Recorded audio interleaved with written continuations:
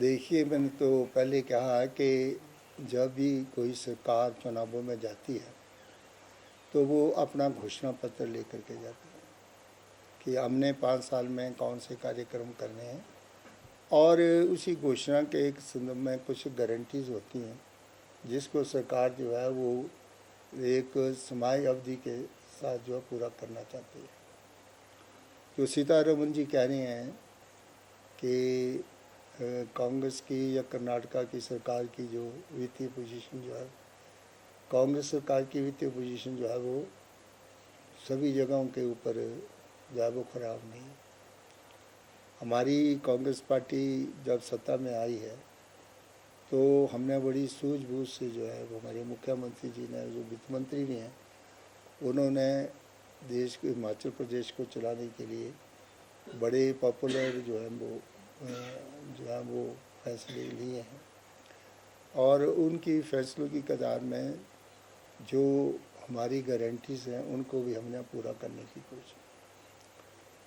अगर जो हमारी सबसे पहली जो गारंटी हमारी ये थी कि जब सरकार सत्ता में आएगी तो हम पुरानी पेंशन जो है बहाल करेंगे, और इससे 1 लाख से ज़्यादा जो 25,000 के बीच सरकारी कर्मचारियों को आज पुरानी पेंशन का लाभ जो उनको मिला है। इसी तरह से हमारी ये गारंटी भी थी कि हम महिलाओं को, पात्र महिलाओं को 1,500 रुपया जो है वो हम जो है वो देंगे, और उसके संदर्भ में भी जो हमारी विडोज थी, ओल्ड थी, जो हमारे 70 साल से नीचे की ऊपर की जो हमारे मर्द थे, औरतें थी, जिनको हम 1,000 रुपया पेंशन देते, उसको कहा करके 1,500 रुपया किया। और जो हमारी पिछली बार भारतीय जनता पार्टी ने इसका बड़ा दुष्प्रचार किया जब हमारे वहाँ इलेक्शन, तो उस वक्त हमने लाहौल स्पीति की महिलाओं को 1,500 रुपये का फर्स्ट किस्त उनको जारी की थी। और जो हमारी जो वाई इलेक्शन में जो हमने कहा था कि हम जो है वो 3 महीने की पैसे जो है वो उनके अकाउंट में डालेंगे, और इस चुनाव के बाद हमने वो पैसा उनको दिया। कोई भी सरकार जो है जब चुनावों में जाती है तो कुछ अपने वायदे करती है। अभी भारत सरकार जो है वो कह रही है कि मोदी के 3 साल की 100 गारंटी हम देने जा रहे हैं, और आज वो उड़ीसा में है, आज उनका जन्मदिन है। उस जन्मदिन के ऊपर मैं उनको बधाई देता हूँ। लेकिन जो सुभद्रा योजना वो अपने जन्मदिन के ऊपर शुरू करने जा रही हैं, और उसमें उन्होंने महिलाओं को 10,000 रुपया जो है वो सालाना देने की घोषणा की है। मैं ये पूछना चाहता हूँ वित्त मंत्री से कि ये कौन सा बजट है जो आपने अपनी सरकारों के जहाँ जहाँ सरकारें वहाँ इन फैमिलीज़ को बांटने के लिए किया। आपने लाडली बहन योजना है उसको आपने जो है वो मध्य प्रदेश में शुरू किया, वो कौन सा पैसा है जिससे आप उनको वो पैसा देने जा रहे हैं। इस तरह से जहाँ जहाँ भी आपकी स्टेट्स है वो आप उनको जो है वो ये फैमिलीज बांट रहे हैं, तो पहले अपने घरवान में झांक के देखो कि आप जो हिंदुस्तान के स्टैकर का पैसा है तो उसको आप किसान निधि के रूप में 6,000 रुपया हर महीने किसानों को देने जा रहे हो। ये पैसा आपका पास कहाँ से है। इसी तरह से आपने जो है वो अभी 8,000 करोड़ रुपया जो है वो बिहार को दिया। इसी तरह से आंध्र प्रदेश को आपने जो पैसे दिए हैं, और उनको आपने जो है वो लमसम जो है वो उन स्टेटों को जो पैसा दिया, क्योंकि वो आपके सहयोगी हैं, गठबंधन की सरकार चला रहे हैं। तो जो फैवीज़ आपने बांटे हैं, कभी उनके ऊपर भी आपने देखा कि इस प्रकार के लमसम पैसे उन स्टेटों को आप दे रहे हो, और जो स्टेटें जिनका जो है वो अपना हक है जो उन्होंने आपसे लेना है उसको आप नहीं दे रहे हैं। हमने 29,000 करोड़ रुपये जो है भारत सरकार से ले रहे हैं, और जो हमारी सरकारी कर्मचारी हैं उनका बहुत सा पैसा जो कटौती के रूप में पहले गया हुआ है। जब हमने ये स्कीम शुरू किया है हिमाचल प्रदेश में ओल्ड पेंशन स्कीम, और उससे पहले जो स्कीम चली थी उसका कुछ पैसा जो है वो भारत सरकार में 94 करोड़ के लगभग उसके पास पड़ा है। वो पैसा भी हमें आना चाहिए। जो हमारे सुप्रीम कोर्ट में केसेस चल रही है जिससे भी हमने 9.17% शेयर जो था वो हमें प्रोजेक्टों से मिलना था, वो पैसा सुप्रीम कोर्ट में डिसीजन होने के बाद भी वो पैसा हमारा रिलीज़ नहीं हो रहा है। फिर भी हमने अपने साधनों से, जो पिछली बार इतनी आपदा आई है उसके लिए 25,000 करोड़ रुपये का प्रावधान सरकार ने खुल करके जो है वो हमारे लोगों को राहत प्रदान 2400 करोड़ रुपये का राहत पैकेज दे करके लोगों को। तो ये कह देना कि जहाँ जहाँ कांग्रेस पार्टी की सरकार है वहाँ पर उनकी वित्तीय पोजीशन अच्छी नहीं है, लेकिन जहाँ जहाँ आपके गठबंधन की सरकार है उनको तो आपने इतने बड़ा पैसा दे करके बेल आउट करने की कोशिश किया।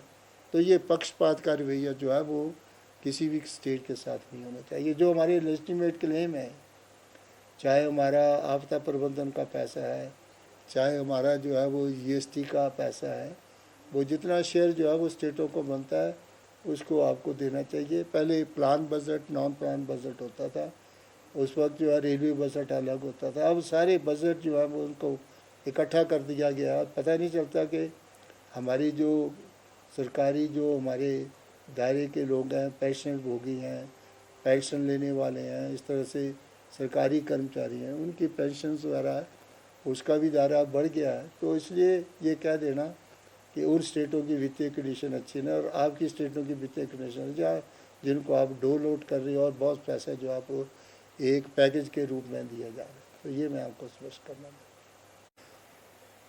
क्योंकि आज हिंदुस्तान के जो हमारे प्रधानमंत्री हैं उनका जन्मदिन है।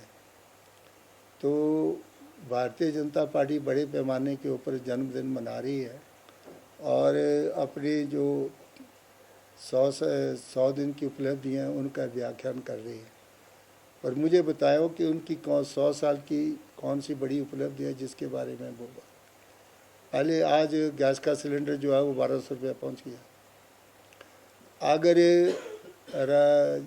डॉक्टर मनमोहन सिंह जी 2004 में जब 14वीं लोकसभा थी तो 2004 में डॉक्टर मनमोहन सिंह ने 5 कानून जो थे वो लोगों के हित में पास किए थे। उसमें है राइट ऑफ फूड, उसके बाद था right of education, right of health, right of information and right of employment. सबसे पहला कानून जो था राइट ऑफ फूड, खाने का अधिकार। खाद्य सुरक्षा अधिनियम डॉक्टर मनमोहन सिंह ने जो है वो पास करवाया पार्लियामेंट में, क्योंकि मैं भी उस वक्त पार्लियामेंट का मेंबर था। और आज जो राशन डिपो में मिल रहा है वो सारा कानून जो था वो हमारे उस कानून को जो पार्लियामेंट में पास किया उसके तहत मिल रहा है। और डॉक्टर मनमोहन सिंह ने कोई ऐसा बैग जो था वो डिपो में नहीं दिया कि हम सस्ता राशन जो है वो लोगों को मुहैया करवा रहे हैं। आज हमारे हिंदुस्तान के प्रधानमंत्री मोदी जी ने अपने बैग जो हैं वो डिपोओं के ऊपर दे दिया और उसके ऊपर लिख दिया कि सस्ता राशन की गारंटी है। और मैं ये जानना चाहता हूँ कि उस वक्त नरेंद्र मोदी जी जो थे वो गुजरात के मुख्यमंत्री थे और उन्होंने एक चिट्ठी लिखी इस कानून के ऊपर डॉक्टर मनमोहन सिंह जी को कि ये आप कानून जो बना रहे हैं ये देश हित में नहीं है और ये जो है वो हमारी स्टेटों को फाइनेंशियल बर्डन है, बहुत ज़्यादा पड़ेगा और इसलिए इस कानून को आप वापस करिए। आज हिंदुस्तान का प्रधानमंत्री किस मुंह से ये कह रहा है कि ये गारंटी जो है वो अनाज की मुफ्त अनाज देने की गारंटी जो है उसको मैंने 5 साल के लिए एक्सटेंड की है। ये तो पार्लियामेंट में बिल पास किया था और ये बिल बहुमत से पास हुआ था। अगर ये बहुमत से बिल पास हुआ तब जाकर के आपने डिपो में मुफ्त राशन देने का प्रावधान किया, लेकिन इस बिल को पास करने में डॉक्टर मनमोहन सिंह ने अपना प्रचार नहीं किया और ना ही अपना फ़ोटो लगाया। आज 108 नंबर की गाड़ी गाँव-गाँव में जाती है और लोगों को जो है वो जेनरिक मेडिसिन जो है मुफ्त दी जाती हैं। ये बिल भी जो है वो पार्लियामेंट में पास हुआ था। राइट ऑफ हेल्थ, मनरेगा की स्कीम जो कि उस वक्त हमने पास की थी और इसको हमने उस वक्त इसका नाम जो था वो था ग्रामीण रोज़गार गारंटी योजना मनरेगा। और बाद में इस स्कीम का नाम जो है वो महात्मा गांधी के नाम के ऊपर रखा। 100 दिन का रोज़गार का प्रावधान किया। अगर 100 दिन के रोज़गार का प्रावधान ना होता तो जब कोरोना फैला सारे हिंदुस्तान में, और उस वक्त हमारे वर्तमान जो है प्रधानमंत्री इस स्कीम की आलोचना करते थे कि ये गड्ढे खोदने की स्कीम जो है वो कांग्रेस पार्टी ने दी। आज ये स्कीम ना होती, लोग रोटी रोज़ी से तरसते और लोगों को पैसे का प्रावधान ना होता। हमने राइट ऑफ एम्प्लॉयमेंट मनरेगा के थ्रू 100 दिन का रोज़गार का प्रावधान, राइट ऑफ इंफॉर्मेशन एक्ट को हमने पास किया, और हम चाहते थे कि हर एक विभाग में जो है वो हर एक ले आदमी को जो है उसकी जो है पूरी जानकारी जो है वो प्राप्त करने का हक है।